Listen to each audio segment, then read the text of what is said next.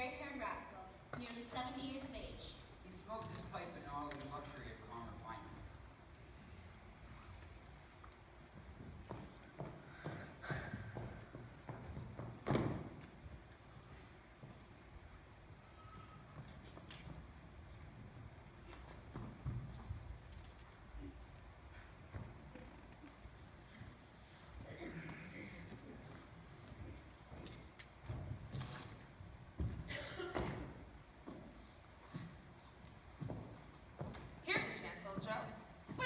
Met here without meaning it.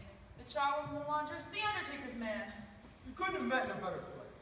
Come into my parlor. We're all suitable and well matched. Come into my parlor. What's the odds, Mrs. Dilber? What are you afraid of?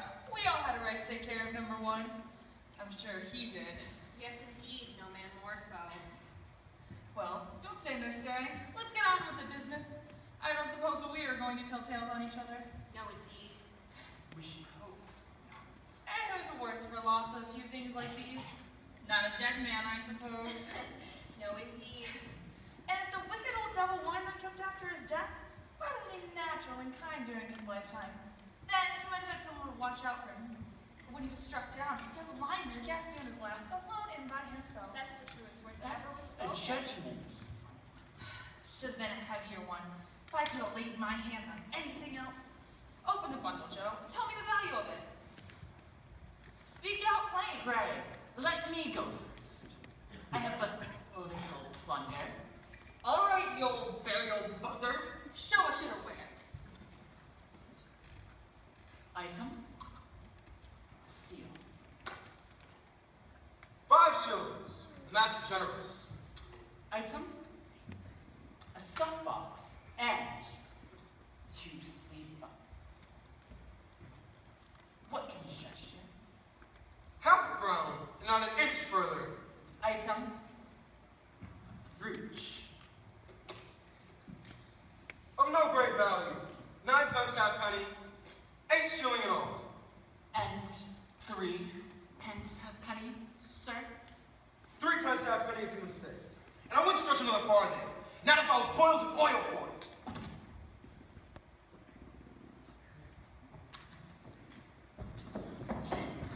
There's my items, Joe. Towels, 2. Bed sheets to the number of 2. Underwear apparel, various. Holier than thou. Silver teaspoons, old-fashioned. Sugar tongs, with not much experience of sugar. Full pair of boots, in urgent need of the cobbler. 3 pounds for the whole lot, and that's stretching it. But I... But that's my weakness.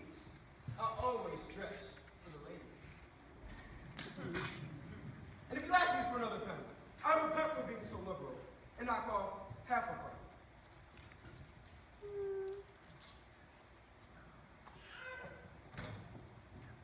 Now, you open my mouth, Joe. What you got in here? Crown jewels, ain't it?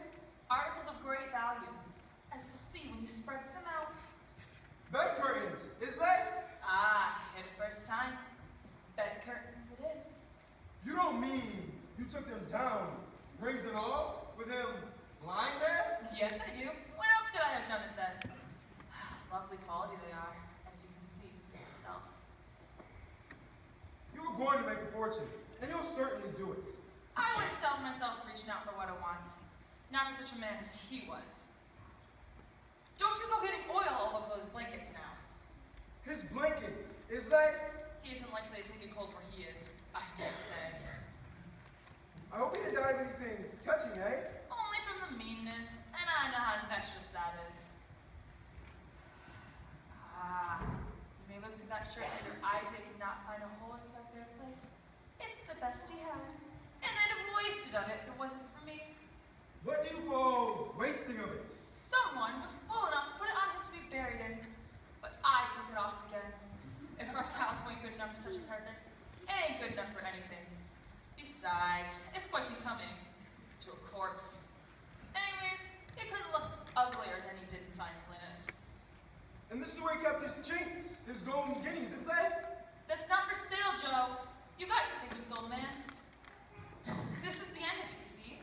He frightened everyone away while he was alive, so we can profit